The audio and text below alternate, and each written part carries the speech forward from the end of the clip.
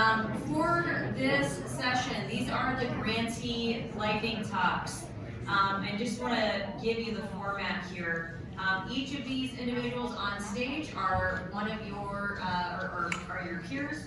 They're going to be talking a little bit about their project, challenges, opportunities, give you an idea of what they've been working on. I'm going to let them briefly introduce themselves, but in the workbook you do have their bios. Please take a look at those if you are interested in learning more.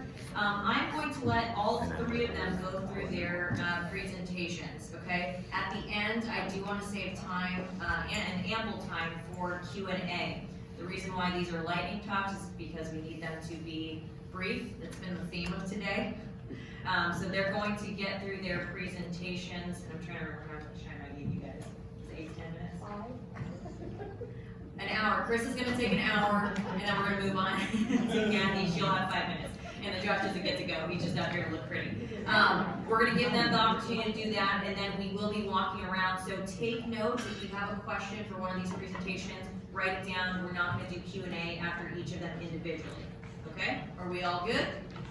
Awesome. Well, I'm going to welcome Chris up to the podium, and he'll get us started.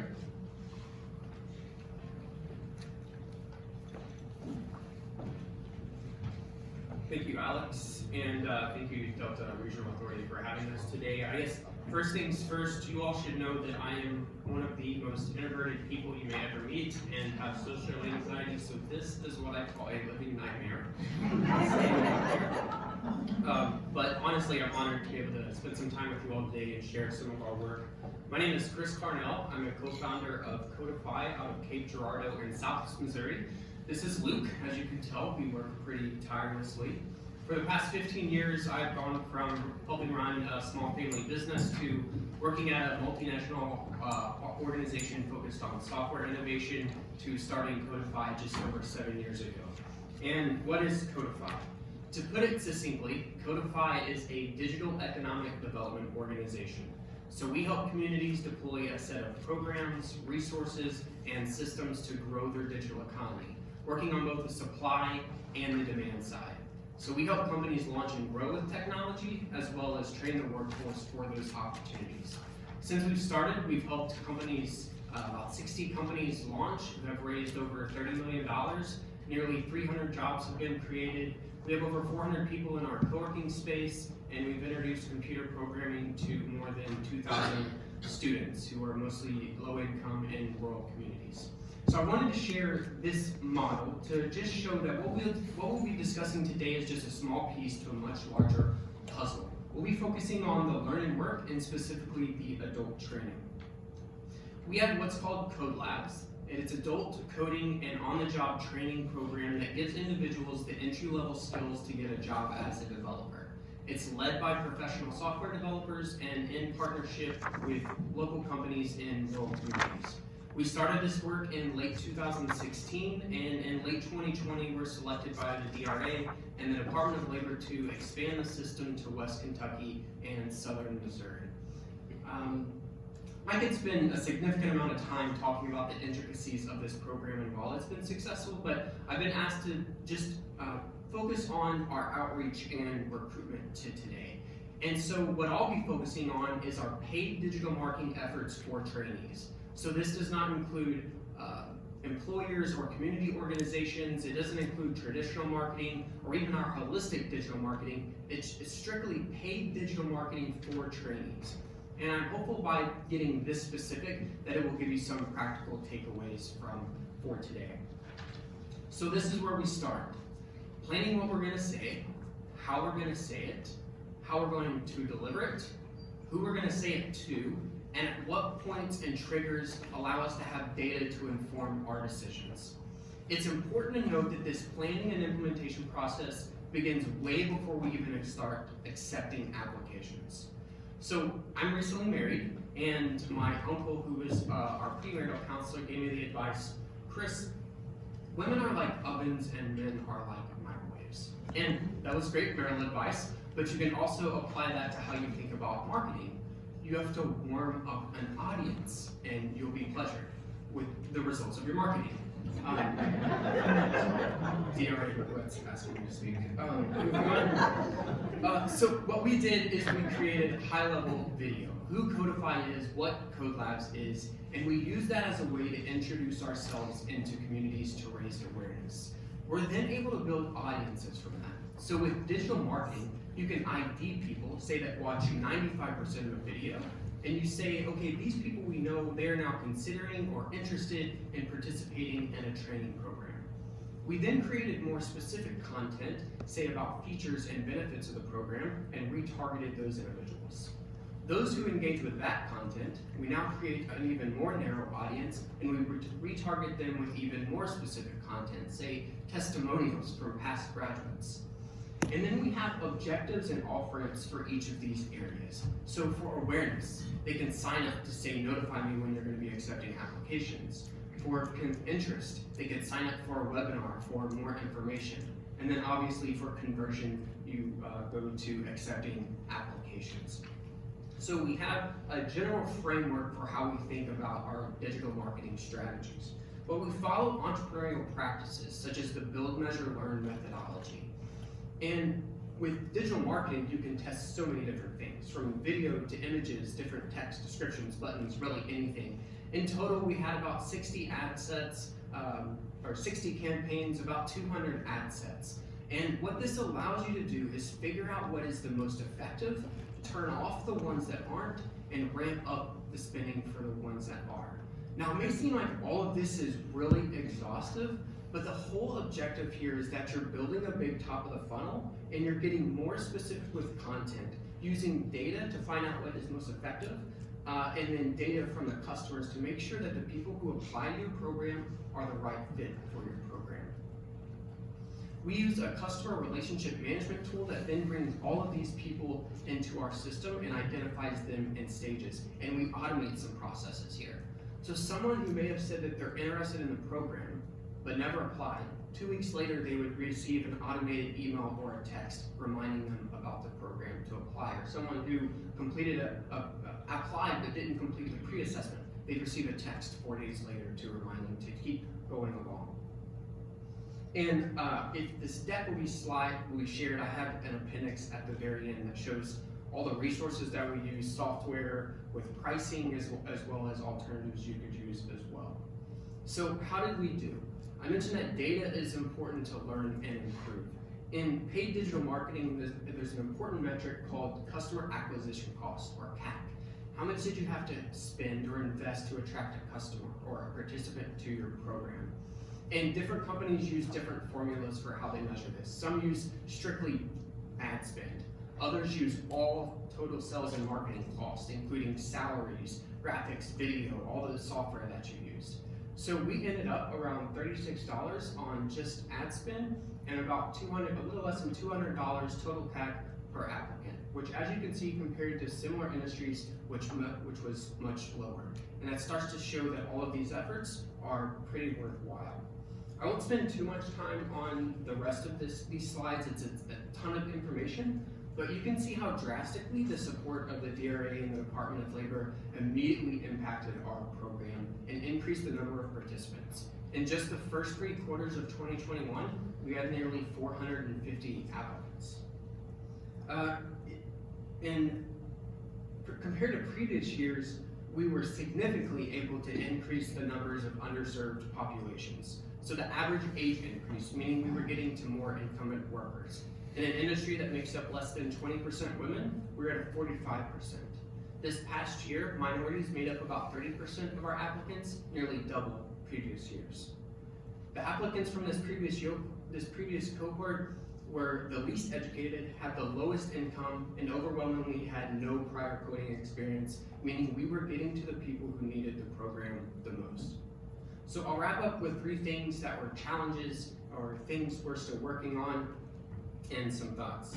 Obviously, COVID, if you can't tell, I've had a haircut rescheduled twice, but with digital marketing, more companies are going to digital marketing, more people are offering online solutions, which means it's more difficult to get people's attention. Additionally, customer acquisition costs have increased across the board in every single industry. It would be great if we came back to DRA and said we had 1,000 applicants. But if half of those people aren't good fits for the program, then we failed. And that's the importance of audience cultivation. And then lastly, about 60% of the participants this past year told us that they learned about us through social media. And while that's great that our efforts were working, our ultimate goal is to lower the amount that we have to spend to attract people to the program. So an idea. We know that we're spending $36 per applicant on ad spend. We could offer a $25 incentive for people to refer their network and know it's actually saving us dollars in the long run. And that's the importance of using data to inform the decisions that you make. And that's right. Thank you again. My name is Chris Carnell. I'm with Codify. This is my email if you'd like to reach out into the future. I do have to leave shortly after this for another presentation in Missouri and a conference for our Youth Coding League, which I'm most proud of. So that's a quick plug. You should go check that out. Thank you.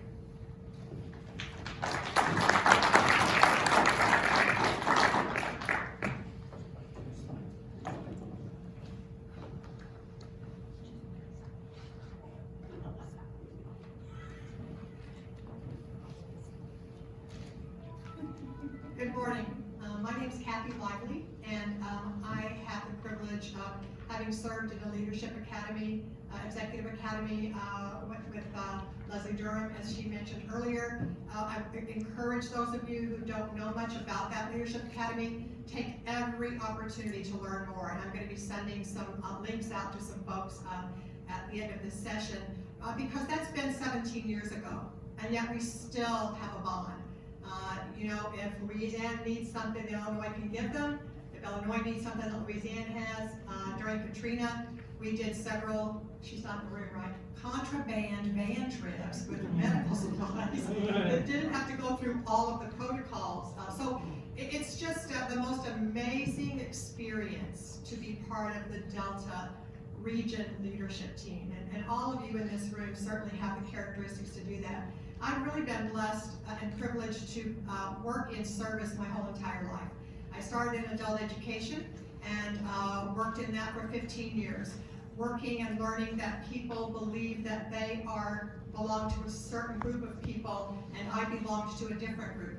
People who didn't believe they had the right to expect more out of their life. I learned so much from my adult ed students, and I still treasure those memories today.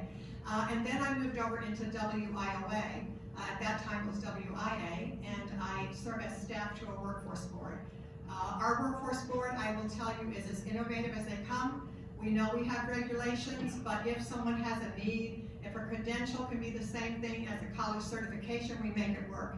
If you have a need, you know, I do have connections with people in the workforce world. I'd be happy to try to make some kind of introductions for you if that's something that you need. So thank you for being here today, and thank you for being of service and trying to make our world a better place to be for all of us and for generations to come.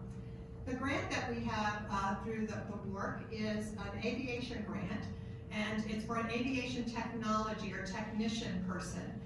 You know, people think because of COVID that, you know, we all know personal travel decreased significantly, but what we may not really have thought about is that exponentially increased was the distribution of product through aviation. So while the need for personal aviation may have declined, that's not the case with the industry in general. It also is a grading industry. It's much like we've been talking about for many years, with hundreds of thousands of openings expected, and that doesn't account for the increase that has already begun. So we worked with a group of fine people in Southern Illinois. You may feel the same way when some good things happen, or I should say things happen. Sometimes they don't always turn out perfect, but it's the same 15 people at the table. You might see 17 or 18. I love someone today who said, think about expanding that circle of people. So I had worked with SIU, and I started out as just a letter of support for the grant. It was with SIU, it was with our Regional Planning Commission.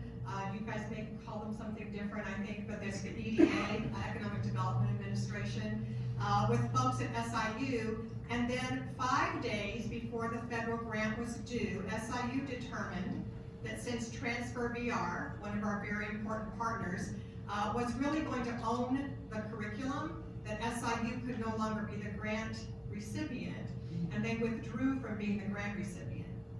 So it was one of those 9 o'clock at night calls where we didn't know what we were going to do. We were going to leave this alone, or now that we had uncovered this need and this kind of unknown treasure that SIU has with their aviation department. So the Workforce Board, Vantricon, the not-for-profit that I work for, finished the grant in 5 days and became the grant recipient. So we receive funding now through the Department of Labor, but it washes through our Department of Commerce at the state level, right? So most of our reporting is with them. This was a brand new experience. So for those of you contemplating a WORC grant, there are some new experiences that are going to be coming your way as you deal with the Department of Labor. What we have found are people who really want us to be successful, and we have not experienced anything that has stood in the way of our success. So the goal of our grant, what we shouldn't say teach, this is not the right environment. So we want to serve 600 students, and those are both college, university, community college, and K-12 students with completing some of the VR coursework. What we have found in our journey now is that the high school students love the VR technology, the Oculus headsets, right? We struggle to try to help board members put them on, figure out how to strap them on, what do you press, and what we have found is if we give them to an elementary student, they know how to do it all. So the high school students have become our #1 fans for the Oculus headsets. We have them rotating throughout deep southern Illinois. The Delta region is the 16 southernmost counties of Illinois. I remember my first class, people couldn't believe that Illinois was, because people always equate Illinois with Chicago, and couldn't believe that we were in the Delta. We have generational poverty. We have really dispersed populations. We have the beautiful Shawnee National Forest that takes up most of 2 counties. So we have a lot of the same characteristics, obviously, that many of you, the people you serve in this room. So our high school students are very excited. They did not realize SIU even had an aviation department. They knew they had an automotive department, but not an aviation department. So far, we've hosted 2 on-site visits by high school students, some of our northern tier and some of the southern tier, and we've had over 300 students actually tour the aviation department. There's a flight department and there's a technology or technician department. The challenge during COVID, and the reason that the grant fit, was because a lot of that training happens one-on-one in a cockpit, whether it's looking at the electronics, whether it's bondoing and working on the exterior of the plane, and during COVID that became very difficult to do. So with our partner, Transfer VR, we'll go there next, we were able to actually create curriculum that will augment what the SIU students are doing. It's not taking the place of yet, because it's baby steps, right? Will augment. It has been approved by the FAA, this kind of instruction, and then Transfer VR. How many of you in the room already work with Transfer on your project? We've found them to be extremely attentive to our needs, and they update our Oculus headsets all the time with better career navigation and also with a lot of the aviation curriculum. So there are actually going to be 4 courses that are going to be eventually, in fact, starting this semester, that we will be using this curriculum with every single week. So here's a training module. How do I, Mr. Technology, how do I make that video show?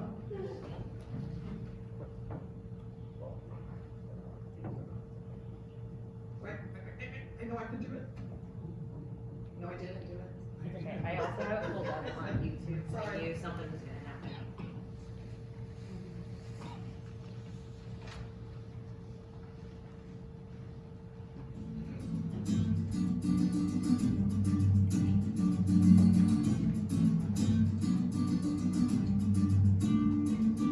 Transfer's industry experts develop each skill's learning objectives to ensure alignment with standard industry practices. These experts, instructional designers, and developers collaborate to create engaging, effective, and authentic training simulations that build trainees' skills while addressing common misconceptions. Channel locks are always used as pliers, not as a wrench. A virtual coach guides trainees through a 10 to 15 minute supervised tutorial. Some tools require regular calibration, where they interact with realistic tools and environments to master their skills. Trainees develop the muscle memory they'll need on the job through hands-on interactions. That is awesome! The fun one-on-one training motivates job seekers to learn their new skills through trial and error without peer judgment or embarrassment. The virtual coach is their personal mentor, The space between the jaws should be just a bit smaller than the width of the strip bolt head. checking for understanding and correcting the trainee when they make mistakes by responding to their actions through artificial intelligence. Try the other direction. After the guided tutorial, the trainee demonstrates their skill mastery through hands-on practice at their own pace. Trainees receive feedback from the virtual coach Keep the cardboard steady as you cut. and can review the tutorial at any time. Awesome. Transfer's proprietary mastery algorithms track and analyze every trainee action to provide employers insight into a candidate's skills. After successfully mastering the simulations, job seekers confidently demonstrate their new skills to show employers they are job ready on day one. The job offer and acceptance completes the life-changing journey from classroom to well-paying career.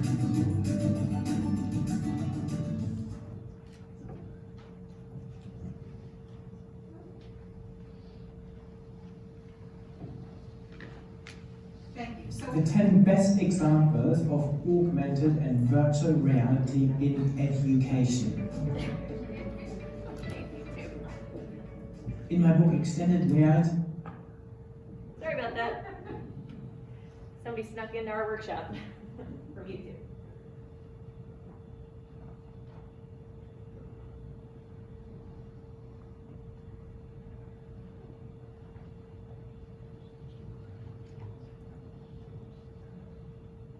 Did the tech guy just break it? So this is a picture of Dr. Karen Anderson. She is one of the instructors in the aviation department. This is one of the hangars that they use as part of the aviation program. She's been a phenomenal partner, and she's helped to write the curriculum that goes with that whole project.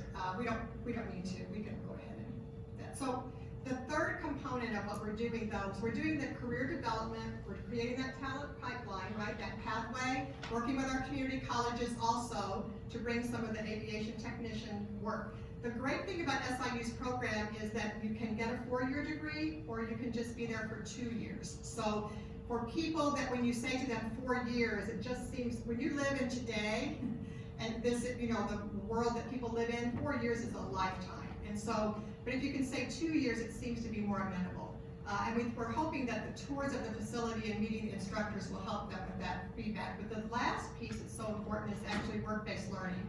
And so the work-based learning is occurring because 2 new hangars have just been built, and we knew this was going to be happening, where we're hoping to stem the brain drain that happens in our area. So people go to the school of aviation, then there aren't any $70,000 a year aviation jobs here. They're in St. Louis, or they're in Cape Girardeau, or they're in larger metropolitan areas, and they leave us. So what we're hoping to do, if everything goes according to plan, this is our 2nd year, we'll have some seniors graduating that are actually enrolling who had never thought about that before. And it seems silly to talk about 2 or 3 people being a huge success, but in Southern Illinois, where people doing something and being successful is the best marketing that you can do. We're very happy with those 3 people. And we're beginning next week to place some people with Crucial and Galaxy, 2 of the companies that are coming, and they'll actually be earning while they're learning. So instead of delivering pizzas, as most college kids do, they'll be working in the aviation technician world while they're finishing their degree. So we're very, very happy. We're pleased to be here with you all today, and we're very hopeful that will be a highly successful program in our WORC grant, and then we can move forward with others. So thank you very much.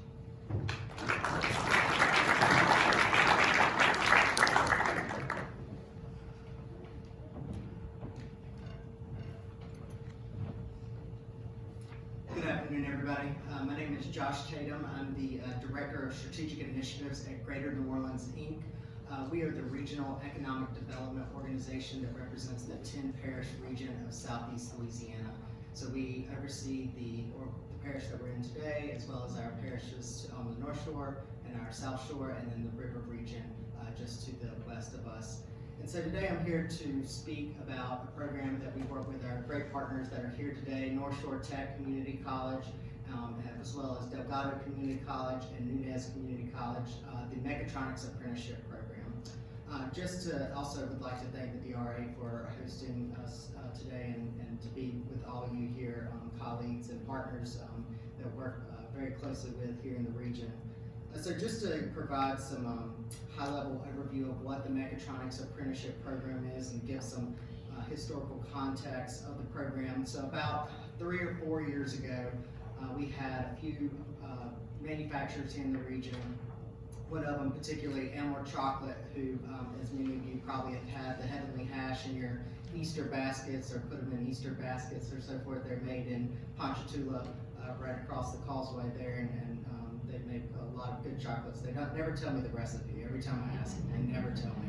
It must be a Willy Wonka secret that they hold to their heart.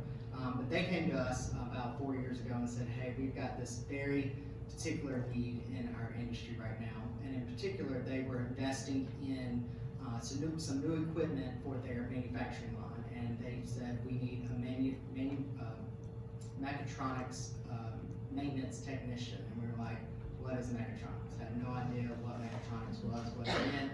So we did some research, and we found out that mechatronics is an emerging field within the engineering components of our manufacturers. And so we asked them, how many people do you need for your manufacturing new equipment?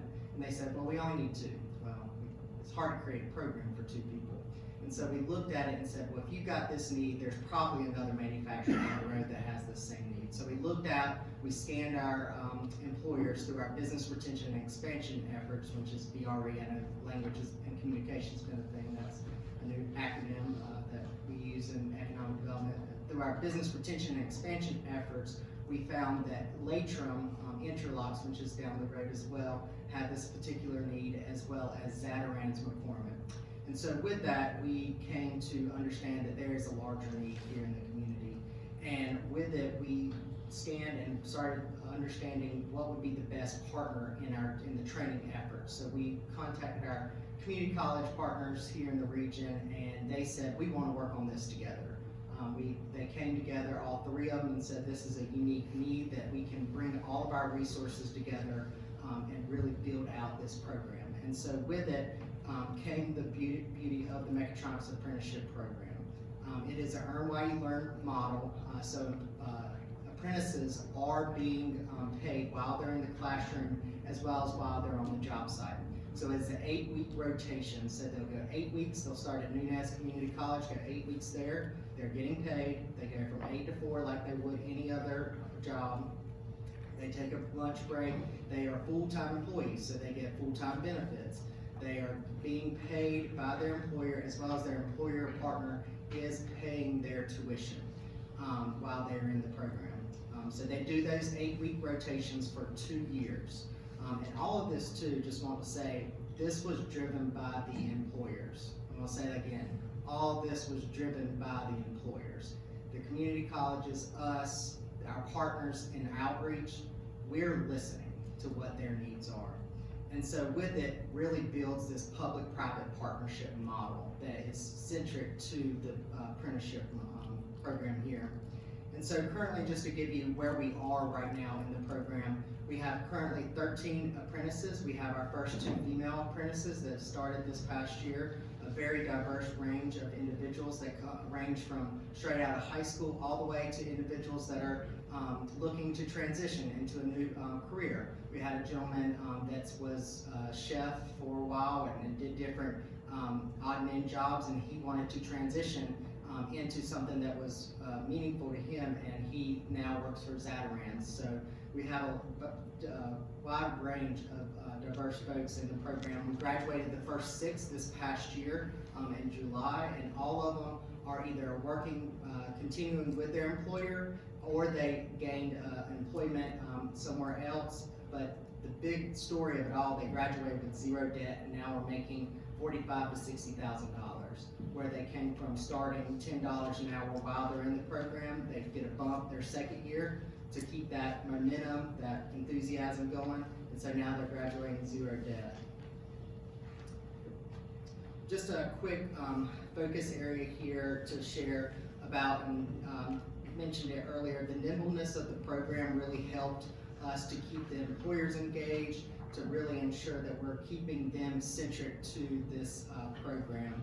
And the public-private partnership, investments from our public partners here, the DRA, as well as our community colleges, as well as our public entities that help us with recruitment, which is our workforce boards and so forth, and then our private sector partners that really are making that investment in this talent shortage is really key to the momentum of the program. And then we really are keeping clear pathways from the classroom to employment. That's what we feel that's key, is that if we're showing that the individual apprentice that when they start the program that there is that clear job at the end and this is the wage that you're going to make, it really keeps that momentum for that individual.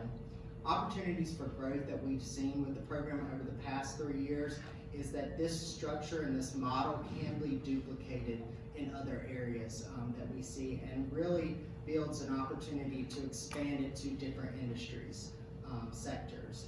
Also, the ability to attract new industry partners to this particular program is a continued opportunity. We saw that COVID brought some challenges to that recruitment process. Just when the world shut down, employer partners didn't know if this was an investment they needed at the time, but we continue to see that as an opportunity. We also continue to evaluate the program curriculum. Each year we look at ourselves in the mirror and say, what can we change? What's something new that we can bring to the curriculum? This year actually we're working with the colleges and the employer partners for the individuals to be able to now get a technical certificate. Right now graduates graduate with 20 plus industry-based credentials.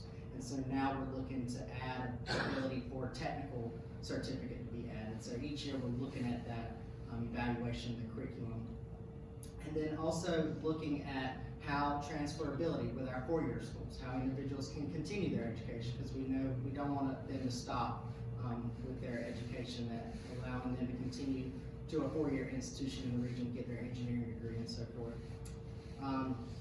Additional challenges that we saw throughout the couple of years, especially as we all know COVID has brought many challenges to the talent recruitment process, but one thing that we always saw is that being able to continue to make the table larger for additional organizations to come, especially in that recruitment. Really being intentional to bring community organizations, different nonprofit training providers, and really just making the case of getting this program in front of them. We really found that to be a niche, and really this past year during our recruitment, we were tapping into organizations that we were recruiting their participants that we had never tapped in before. One organization that I do want to call out is 1881 Institute. They were a phenomenal organization here in New Orleans that we had never tapped into their high school talent. And now we have 3 high schoolers that came through that organization that are now in this program that we have just not tapped before. So definitely biting that table has really been successful in that recruitment process with COVID. And then the one-size-fits-all model doesn't work that we've seen, is that we really have to widen the thought process, because each year there'll be something different with the program and with an employer need. So we really believe in the ability to continue to evaluate and see ourselves and make those changes. And then recruitment strategies, as mentioned, continue to tap into those channels where it's marketing online, as well as just really, as you know, like I say, belly, get out into the community as much as possible and make your case. Implementation strategies here. Really, one thing that I like, the main focus here on the slide is find the need, don't create the need. I feel like there's times where we're trying to create a program or create a need when there's really not a need there. Find the need. And one thing that I've always, you know, in putting on my economic development cap here is be industry specific. Keep industry and business at the center of your table when looking at programs, because it really creates that sustainability piece there. Because really, you know, with communities, if one business and industry gets up and leave, it devastates the community. So if we're building these workforce pipelines and keeping business and industry at the table, it helps that continued momentum and sustainability piece there. And always have evaluations, both for your participants and for your partners. We always have evaluations twice a year, once when they're finished their first year, and then after they finish, 6 months after they finish their program, just to see what their feedback is, and we get very honest feedback, which is good. That's what we want to hear, and also it creates that comfort level with the participants and our partners. So with that, I'm gonna stop and I think hand it back over to Alex. Thank y'all.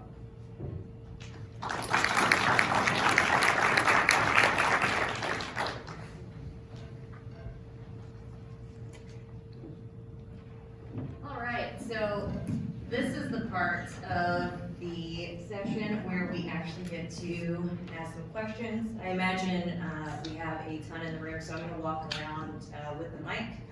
I do just wanna mention that all of you in this room are the cream of the crop when it comes to both the Delta Workforce Grant Program and the Workforce Opportunity for Rural Communities Program. You're about 20% of the applications that come through that were picked for both of those programs. That's a lot of people who don't get funded year after year, so I think we have a lot to learn from these folks up here, and also I hope you guys have enjoyed getting to know each other during the other parts of this workshop. So just wanted to make mention of that. So who's got the first question for these folks? All right. You guys are gonna let me get my steps in, huh? Thanks.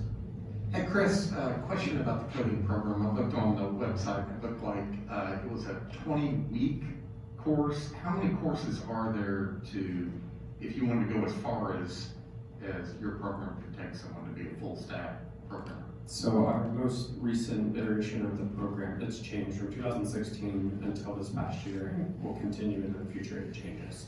But now it's set up to where it's 20 weeks of front-end development, and then the last 6 months of the year is back-end development.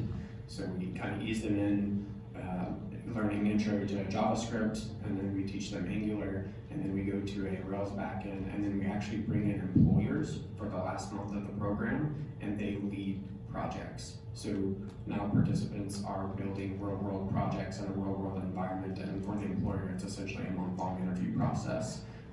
So they may be a junior developer, but you're more likely to place a bet on them because you see their work ethic or how much they've learned in a short amount of time. But what's the most recent attrition in the first 20 weeks? What's that? Attrition, how many folks quit in the first 20 weeks? In the first 20 weeks. So this is where we fit in you look at this industry, there's everything from MOOCs, so just massive online classes, to things that are full-time boot camps that people spend $15,000 on. So ours is free, we don't charge participant. And our very first program, we were at about a 35% graduation rate, and then we've increased from there to where our most recent cohorts, they're seeing 80-90% graduation rates. Is that due to, are you getting your recruitment kind of dialed in, or is it delivery, or both, or? Both. So every single time that we have a cohort, we place triggers where we're getting feedback from both the participants as well as employers. So after a cohort, and then graduates receive employment, we'll then go talk to those employers and find out what was done well. And there's even white papers starting to come out about best practices, community practices for boot camps and stuff. So things like forcing paired programming that actually increases the how a participant will their conceptualization of grasping the concepts, and more likely to stay in the program. So we kind of force people to work together, as well as we use real professional software developers to lead the program. So they come in and say, okay, we're literally working on this problem today. This is how you solve it. So it's quite a few things have gone into how do we tweak it and continually increase those numbers. Oh, last question. If we had a community and wanted to offer your program in the community, what's that cost? The past few years, we've probably had 50 communities come to us and say, can you offer this program to us? I would say outside of Youth Coding Week, we would say no. to just one program. I showed the slide with all of the different things. I think to be successful in a rural community, you have to do all of those things. You can't just offer startup support because these companies will grow and they don't have the talent that they need. You can't just offer training programs because these people we trained and now there's no opportunities for them. So you've got to work on both sides of the model. And so the communities that we have expanded in, we're not doing one-off programs. How can we get buy-in and find support and build out the digital economy ecosystem to make sure that it's successful? Otherwise, you have one-off programs and it doesn't help much. And it's all about sustainability and growing. What's a full kit cost? What's that? The full kit, assuming that someone backed up a truck full of gold, what, money or no object? Unfortunately, you can't put just a dollar on that because it depends on the community as well. So you canvass the community. There may be some communities that there are already, say, adult coding training programs already offered, or there is a good technical college that has those things. So, okay, we don't have to go and do those. Or maybe there are already well-established entrepreneurial ecosystems. So we kind of work with the community and decide, okay, here's where we need to focus on, and then help with support there, and then find out where we need to pull, and we'll go from there. So there's not really just this, here's a sticker price for what it is to come into the community. Who's next? Next question.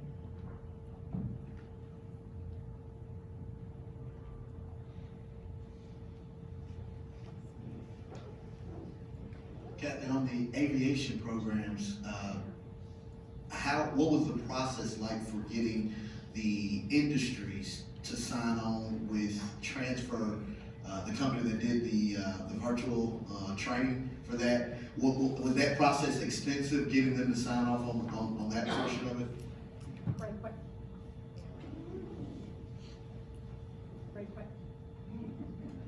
She's saying it's a great Hello? Great question. So we have an advisory committee, which I didn't go into, but on the advisory committee there's an FAA person, there's also an aviation statewide, national, throughout the states organization that works really closely with us as well. But there's FedEx, there's Amazon, so that industry kind of input comes through our advisory council, and then Transfer actually has some folks from the advisory committee on their technology approval kind of list, and then SIU. So it's really been great for me because I convene people, but then I allow the experts, to your point, the people in the industry to actually impact both the curriculum at SIU, but also the Transfer VR. Transfer VR has been amazing to work with. If you've never worked with them, they seem very expensive, but when you don't have to deal with the Oculus headsets, because that was one of our challenges. I'm not an expert. Obviously, you can tell I can't even turn on the mic, but so they do everything virtually. Every time there's an update, every time there's a change, and so to relieve yourself from that pressure is an amazing opportunity. But the curriculum has already been approved by industry, and then we have this industry advisory committee that also looks at what's being created. Does that answer for you? It does. If I could add a quick follow-up. You mentioned about the market shifts with COVID, and yes, we're being told some of the same things in terms of what the industry needs.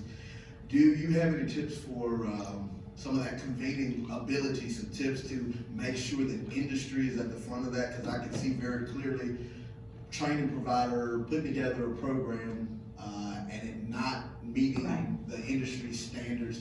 Was there anything that you saw in particular that was important to make sure that the industry was happy on the front end? Well, I think we have great connections with FedEx and Amazon. I'd be happy to get you connected with someone that might be more relevant in your region. We're working with the vice president who actually was a graduate of that program when it first started. So as many times as you can find those hooks with people who have been very successful but have a love for like SIU Go Dogs, so that really worked for us. But I can certainly give you their contact info, and they can then turn you on to people that might be closer to your region. Where are you from? Mississippi, North Mississippi. Mississippi, yeah. So, and really right now, most of the meetings are virtual, so COVID was bad for so many reasons, and the loss of life for our country would be hard to overcome, but it did teach us all that we can be productive in a Zoom environment. So, you know, they just sit at their desk, but they are invaluable when it comes to input. Agreed. Just to add, on the transfer, so we work very closely with Transfer VR as well. We use the virtual headsets in the K-12 system with our 9th graders specifically for career exploration and the CTE. What we did initially was bring in Transfer VR into our clusters. So within our cluster meetings, COVID, because we started this pre-COVID, so Transfer VR have those conversations with our clusters, with our companies. From there, they build those programs based off of that, and then from there, we then in turn put that into the school system, or even adult ed programs as well, and then from there, go from there. And their team there is so hands-on, so it's like, we have 6 explorations right now that we use in the K-12 system. And some of the things that we hear from the kids is, okay, this is not as user-friendly, like there could have been an easier way to do this. And we take that and then in turn take that to Transfer VR team, and then they in turn do those updates. We just got an update last week actually for our headsets, and then from there it grows, and then like different, based off of your area, those explorations are gonna be based off of that. Like I've never seen the aviation one, but just looking at that, I was like, dang, this would be cool. But we don't have the need in our market for it. So they're able to tailor that to your market. And one of the larger ones, and this is for my healthcare people, that's one that they are working on now, specifically on the CNA, the PCA, PCT basis as well, because those are programs that are offered like HOSA throughout K-12 systems. But being able to take that and put that virtually, that will be pivotal for our healthcare systems, because like you said, they're in dire need, and it's not all the time a doctor or nurse, but that patient care person is the one that's really needed, and those CNA people are really needed. So being able to help is huge. So I'll definitely be able to, I can share the contact information with you for Transfer VR. It is huge. It is a huge relationship. You should take advantage of it in any way possible, for sure. It does bring a little bit of a procurement issue. So for those of you that are with the Department of Labor grants, you know that you need to procure for your services, right? And so when we wrote the grant, Transfer was actually one of the partners, but that doesn't absolve you of needing to procure. So you still have to go out and search to see if other people could actually give you the same exact product. I think the biggest difference between them is just this ability to work with your team on the ground. That was a little bit different, but there is a procurement. You still have to do procurement. Want to be sure you do that. Yeah, I love the Oculus training. We're adding that Southeastern School of Nursing, and when we were testing it, it was amazing at how much equipment that's in the room that's now not needed. And back in the day, I spent 7 years as an avatar researcher and did a lot of work with nursing students. And, you know, I found out they had already been exposed to a lot of this technology. And I mean, this was back before the movie Avatar. But, you know, so I'm glad to hear that y'all are doing that, because, I mean, and we need to know that. Because I can tell you there are faculty that are not wanting to go there, but you know, technology is you win one person at a time, and then before you know it, you've got the tipping point. So that was good to hear. Thank you.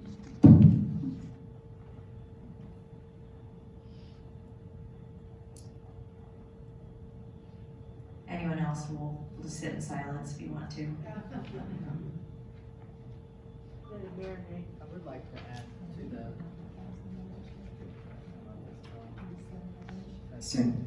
I would like to add to the gentleman in the back when you were asking how to engage industry partners, you know, with COVID and these different environments. One thing that you know, with the model with the mechatronics, how it kind of came about, you know, and I didn't add this at the very beginning, was Geno Inc. has this workforce development model called Geno U, and that's really creating that environment for business and industry to come to you as an organization, or come to your particular organization to provide that feedback from business and industry. That way that you can go out and scan your community or your environment to build that need for that business industry. So I would say that to continue that conversation with business industry, or build that respect or that trust with business and industry, is to create a model or a platform for them to sit on, if you don't currently have one, just to keep them engaged and to know that they have a platform to be engaged in, because it can be difficult for everybody to do everything. You can't, it's easier if you're a training provider to be a training provider. If you're, an organization that's workforce boards, to provide the workforce wraparound, all the services, but to really build that community that gets to what business and industry need. And I think having a productive meeting, to your point, because my business people, the minute we start with education ease language or workforce language, they're like checking out. Like, they want to be very productive, they want an agenda, and they want it to be a very driven conversation, and then they want to be out. So what we've started doing is breaking out the more robust discussions about partnership between education and workforce development, who's going to pay for what. They don't want to be part of that discussion. Would you agree? Yeah. 100%. And I would also add, as well, as that if you can create that common language among your partners as well, almost like a cheat sheet, or you don't really have to put a cheat sheet, but that common language between your workforce partners, when you engage with them in a room with business and industry, it just helps that common language and being able to keep that partnership strong. I have a question, just raising a topic that came up earlier, and you just touched on it, but wondering maybe if everyone could elaborate a little further. Communication and language and talking to different audiences, what are some of the greatest lessons learned?